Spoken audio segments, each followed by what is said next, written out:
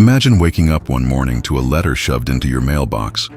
A letter dripping with passive-aggressive authority, telling you that your yard, yes, the very patch of earth you've poured your sweat into, is too green. And suddenly you're the villain of the neighborhood, accused of violating some bizarre, unspoken suburban law. But what this so-called HOA Karen didn't know was that you weren't just another resident mowing your lawn too. Enthusiastically, you were the city's water commissioner, the very person who sets the rules about how water is used, conserved, and celebrated in your community. And this clash was about to explode into a story so ironic and satisfying that people still whisper about it at neighborhood barbecues. You see, it started when Karen, the self-appointed queen of the HOA, patrolled the block like a hawk, looking for infractions to pounce on. And when she noticed that your lawn shined brighter and greener than anyone else's, instead of admiring your hard work, she decided it was an offense, a disruption to her sense of control, and she sent that infamous notice threatening fines, penalties, even legal action. But here's the kicker. Your lawn wasn't green because you wasted water. It was green because you implemented cutting-edge irrigation technology, drought-resistant grass species, and an underground watering schedule that saved more water in a week than most homes conserved in a month, making your yard the model of efficiency that the entire city hoped others would copy. And yet Karen, blinded by her desire to nitpick, had no idea she was about to ignite a fire she couldn't control. So you walked into that next HOA meeting, calm, collected, almost amused. And when Karen smugly raised the issue of your too green lawn, you let her dig her hole deeper, painting you as the reckless neighbor flaunting rules. And the entire room leaned in, waiting for your response. And then, with the smoothness of a seasoned storyteller, you revealed your title, City Water Commissioner, and the room fell silent. Jaws dropped, eyes darting from Karen's face to yours as if watching a live train wreck of embarrassment. And you explained that not only was your lawn fully compliant, it was the gold standard of water conservation, a project the city intended to highlight in upcoming press releases, meaning that Karen, in her attempt to shame you, had actually attacked the very person responsible for the water policies she herself had to follow. And the silence broke into a mix of laughter and stunned gasps, while Karen's face turned crimson as if someone had cranked up the thermostat.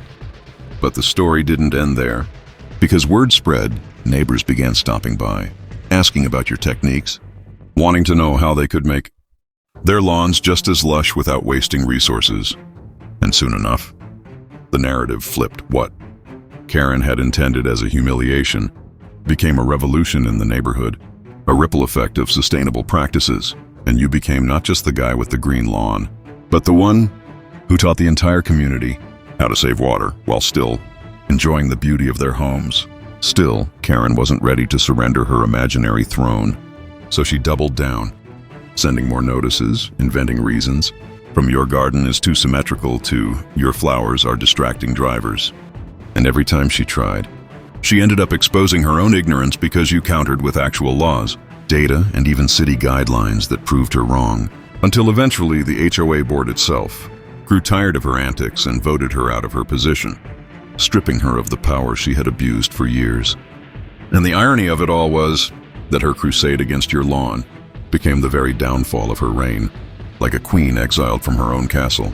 And here's where the twist gets even juicier. Months later, the city held a community appreciation event where your lawn, your very too green lawn, was featured as a case study for sustainable landscaping, with photos plastered in the local paper and even an award handed to you by the mayor. And Karen had no choice but to watch, powerless, as the same neighbors she once bullied now praised you and laughed at the absurdity of her claims. But if you think the story is just about petty HOA drama, it's deeper than that, because it reveals something universal about human nature, how some people, driven by ego and insecurity, will attack others simply for excelling, how control freaks disguise their envy as rules and regulations, and how true power doesn't come from titles or fear, but from knowledge, integrity, and the quiet confidence of doing the right thing even when no one is watching. And isn't it wild that the very thing Karen tried to weaponize, your green lawn, became the symbol of her defeat and your triumph? So the next time someone tries to bring you down for shining too brightly, remember the story of the HOA Karen who declared war on a patch of grass, not realizing that she was stepping onto a battlefield she could never win.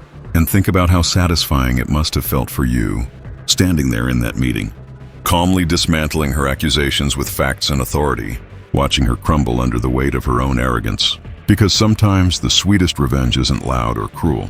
It's simply being so good at what you do that no one can touch you. And when the dust settled, your lawn still glowed emerald under the sun, a living reminder that excellence will always expose insecurity. And that the people who try hardest to silence, you are often the ones most terrified of what your success reveals about their own shortcomings. So let this tale stick with you. Never dim your shine because it irritates someone else. Never shrink because your growth threatens their fragile ego. And if they come for you, let them, because in the end, their attacks might just make your victory even sweeter, your story even more unforgettable, and your legacy even more unshakable.